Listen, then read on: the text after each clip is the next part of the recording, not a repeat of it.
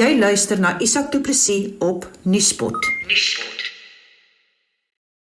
Good evening. Welcome to Nuuspod, and we are talking to Noor al Hayat.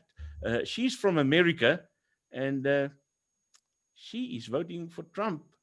I'm going to ask her why. Good evening, Noor. Welcome to Nuuspod. Hi, thank you for having me on. Thank you for talking to us.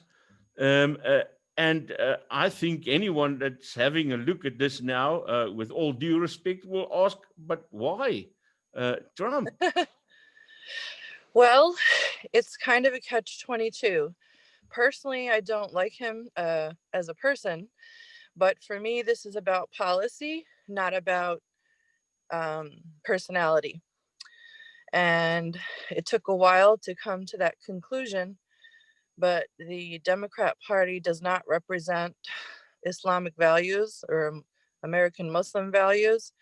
A lot of American Muslims might differ with that, but I have quite a group of actually international Muslim friends who would agree with what I'm saying and have similar beliefs.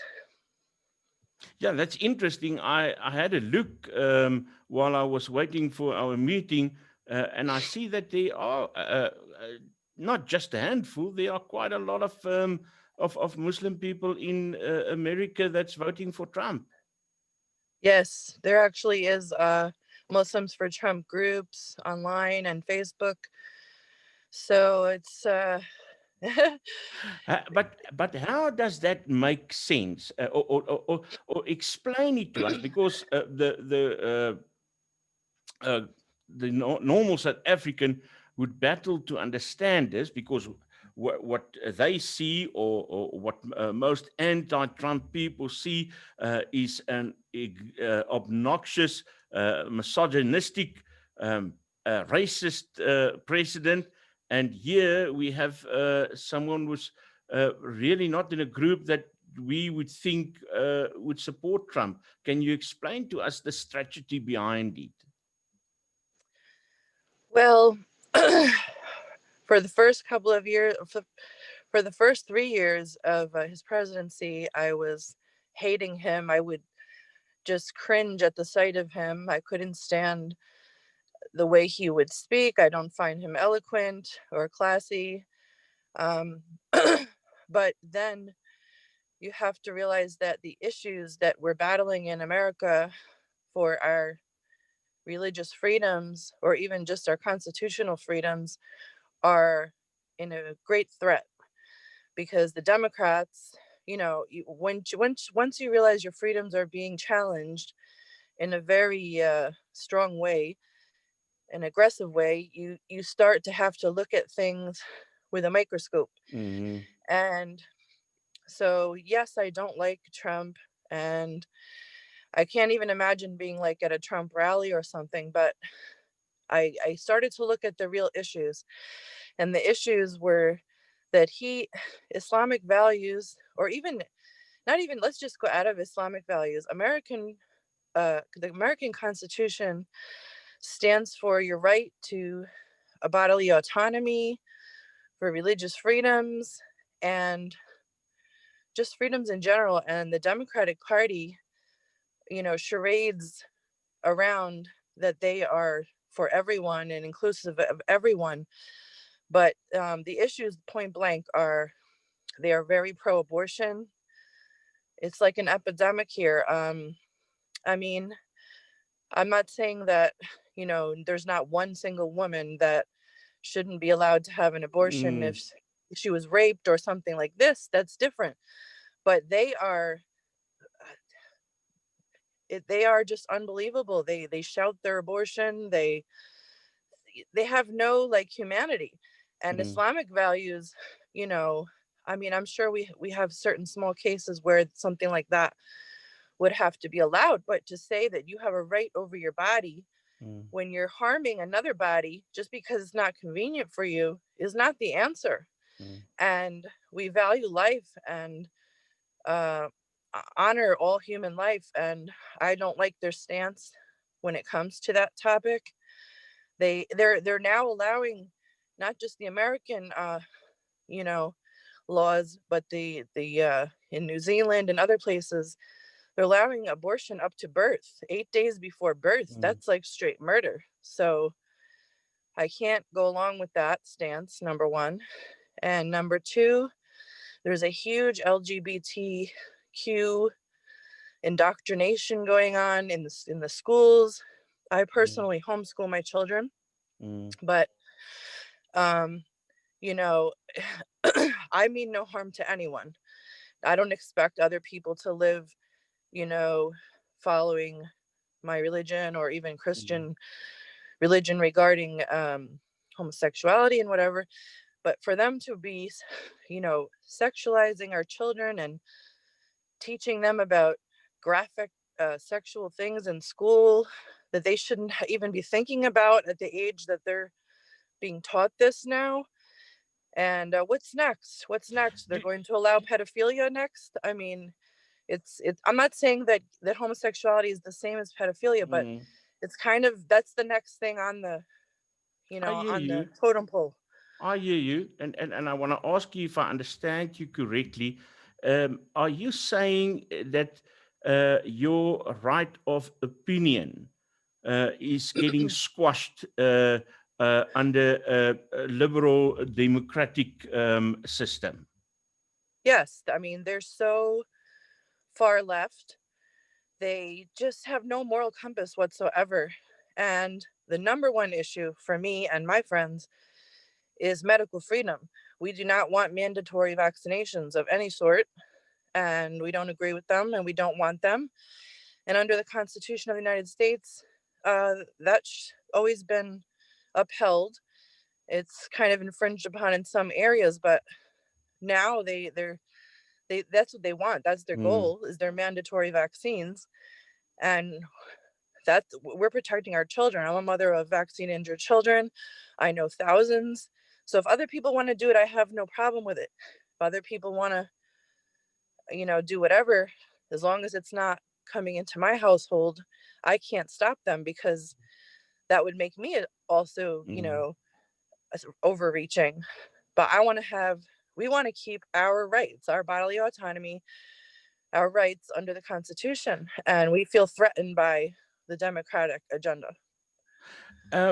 You were very scared to talk to me at first.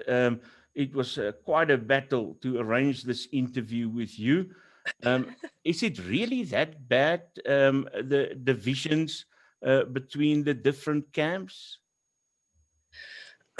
I'm not out in the public much, I stay home, I take care of my children, I homeschool, but I'm very active online. And I didn't want to draw more attention to myself, as I'm always getting banned on Facebook for, being outspoken. And it's very frustrating. I feel even threatened in that way, where we're supposed to be freedom of speech. And there's certain things I can't talk about. We can't go down those rabbit holes, because I have to, I'm just trying to keep it on the main subjects, because, for my own safety, and I shouldn't feel that way in a quote unquote free country. And is Trump really the answer then? If you yourself admit that that he's not someone that's very likable. I don't know why he feeds into the things he feeds into, or says a lot of things that he says. I don't truly believe. I mean, of course, he's got some racist ideals, as most people do, whether they want to admit that or not. But I feel like it's not about his personality. What's at stake here is so critical that I'm completely just overriding his personality to protect my constitutional rights and keep my children and family safe. And I don't feel the Democratic Party represents any of our values, whether it's medical, and like I said, the LGBTQ. And then a lot of people will say, "How dare you? You're a Muslim. You're a minority. You should be standing with us." but I can't stand with them. They're free to do what they choose. That's true. And I respect that, but they also can't, make me agree with what they're doing either, or what they believe in. And our children in schools should not be, school is not a place for that. So what's going on here is just so radical left. What they're trying to teach the children is unbelievable. It's disgusting. Okay. What you have named a couple of things. Are there other issues that differentiates Donald Trump as president from his personality? With other words, what makes him a good president that can be voted for from your opinion? Well, he definitely makes a lot of people angry and hate him. But as far as I feel like he's preventing war. The Democrats they jump into every single war they can jump into. I feel like, Trump does do some little, say and do some little sketchy things here and there as far as, international relations. But he doesn't appear to me to be aggressively seeking war. And he's more passive than the Democrats are. They're like war hawks, they've attacked like every Muslim country. Not to say that the Bush administration didn't, but I just feel safer in that way. And like I said, I just look at him as he has, it's like such an oxymoron, but he has a better moral compass when it comes to policy. He's helped save and rescue sex trafficked children. People don't bring that into the spotlight. They never talk about it. He's trying to put legislation against the child services, CPS, stuff like that, because they're out of hand too. There's so much corruption. The corruption is just running rampant. It's very scary. Really? And yes. And we thought in South Africa, we know what corruption is. Corruption runs deep. It runs through every arena. And I know for a fact Trump is not, he always stands up against abortion, and he also stands up against, just all the infiltration of all the different dynamics that are trying to take away our constitutional rights. So people don't notice that. All they notice is they just keep calling him a racist, but there's racists who like him. That doesn't mean he's necessarily a racist. I don't see how he's any more racist. Look at the things Biden has said in the past. Biden has said very racist things. And you're not black if you don't vote for me. Like, that's just like a cheap way to, get his way. And, look at the scandal going on with them. So that just tells you right there, there's a huge problem with pedophilia and child trafficking going on worldwide, international, all through the governments, in every realm, in Hollywood. And I know that Trump is working hard, at least that's what my sources say, to fight this. And I'm not speaking of him as being this religious person. I don't believe he is. I think he just goes along with that card, to make those right-wing, Christian, quote unquote, supporters love him more. I don't believe that he's religious. I believe he's just, jumped on the bandwagon. But it's, for me, like I said, I don't like him personally. I don't like how he speaks. He says ridiculous things at his rallies, but none of that is relevant. What's relevant to me is policy, and I want to make sure I have my rights. He's being accused, I have read somewhere, of telling in the order of 25,000 lies in in a certain time frame. What do you make of that? I know I have spoken to other people that denies it, What is your opinion about it? Well, I'm a very honest person, so it won't really go along with the rest of what I said in support of him. It's like I said, it's a catch-22, but Mm, I feel like he just speaks off the cuff. He just says what he thinks. He doesn't fact check even his own statements. I've heard things about, his businesses, his schools that, I'm not saying he's a man of integrity, but um and that's disturbing. And, you know, I have a lot of my friends will be cheering him on and I'm cringing and we'll fight about it because, I'm like, he's ridiculous and why is he acting like this and saying mm, this? Um, the wall. What's another issue? What's going on is that one issue that's hard for me regarding Trump is his policy with the migrant children. So mm, supposedly Obama built the cages, but Trump's policy is a no tolerance policy. There is no asylum, no nothing. I don't like that issue at all. That needs to be changed. Um, I realize we have to have national security, but there's you have to be humane. Children are innocent from wherever they come from. People come to America and other Western countries seeking asylum or seeking safety. You know, they're not just trying to get over here, they're trying to be safe. They're mm. living in a desperate situation. If they're willing to cross rivers and ride on top of trains, they're in a desperate situation. And then, and speaking of that, there's also the question of Trump barring people from Muslim countries and Oh saying yes. uh, uh, quite bad stuff. If I was a Muslim, I would have said, "Yo, even if you're a good president, I don't vote for you." Right. Well, that's another one of those things that I had stuck up. I didn't personally like the fact that he's banning those Muslim countries, especially he did it like 3 days in office, something like that. Mm, And I found that very shocking and scary at the time. And I definitely wasn't a supporter of his presidency at that time.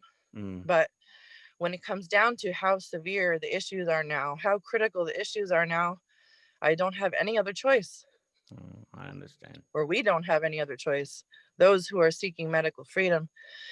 And it's funny, I'm not going to say where I live, I'll keep that private, but I'm in America. I live in the woods, in a wooded area. Uh, I live where there's a lot of Trump supporters and probably a lot of rednecks. So far, so good. But, they're surprised when they hear if I support Trump. They're really surprised. But it all I'm comes down to policy. I'm very curious, and you have mentioned that as well about the divisions caused between the rift between Americans. Um, uh, Oh, it's terrible. how do you experience that in your community? Is it really that bad? Are people uh, do people get lifelong enemies with each other? Families being torn apart?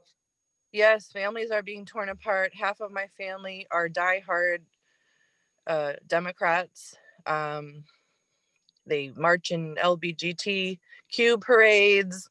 They're completely Planned Parenthood, pro-abortion. It's my body. Uh, all of this, and we're not even really speaking right now because Mm, the tension is too much. They think that we're conspiracy theorists. They don't want to listen to anything we have to say, no matter how many. I could have 50 videos of different doctors, different sources, credible sources who will speak on these things. I'm not saying I follow Q, but a lot of things that Q says are true. And then they just lump us in saying that we're Q conspiracists and what have you, but it's not true. It's just people realized pretty much a lot of what we grew up with learning is a lie in so many realms. It's not what it seems to be at all. So, have you ever thought um, in your life as an American citizen that your country would come to this point where you have to choose or decide who's the better devil? It's awful. And it's funny, I campaigned for Obama. I loved Obama. I believed in Obama. I'm still heartbroken over it. I was a Democrat most of my life, and I'm unaffiliated now. I said I'll vote for whoever is going to stand up for my rights, and I don't care who, what they do in their spare time, because none of that is going to matter when it comes down to it. Okay, one last question. What do you fear if Biden win this week? Shut down and totalitarian takeover. That bad? Yes. Isn't that conspiracy? Not from the information I have.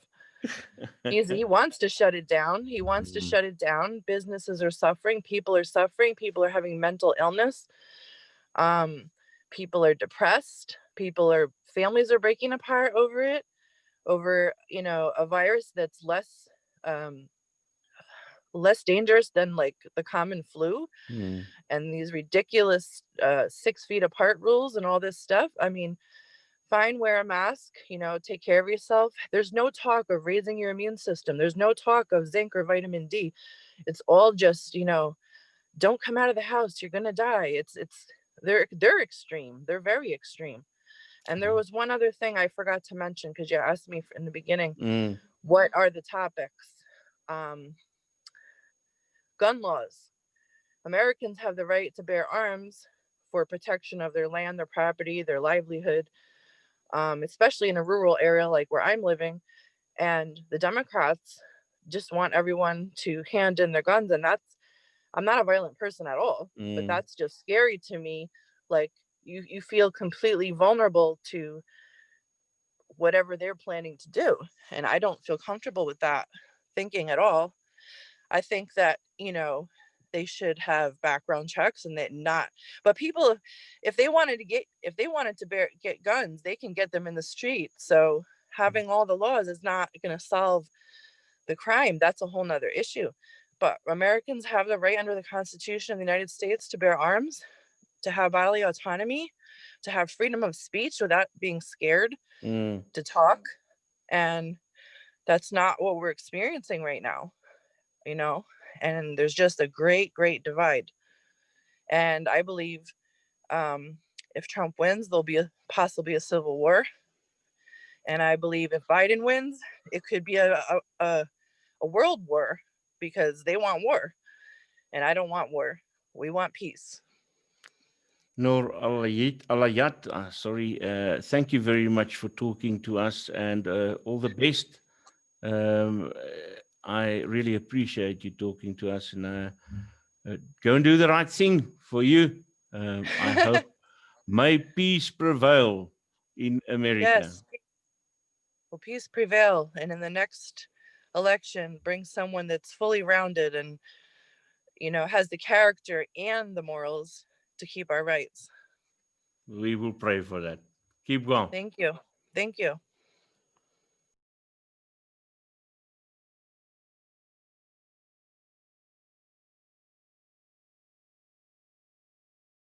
Wil jy seker maak dat jou boedelbeplanning, eiendomstransaksie of ander regswerk deur professionele kundiges hanteer word?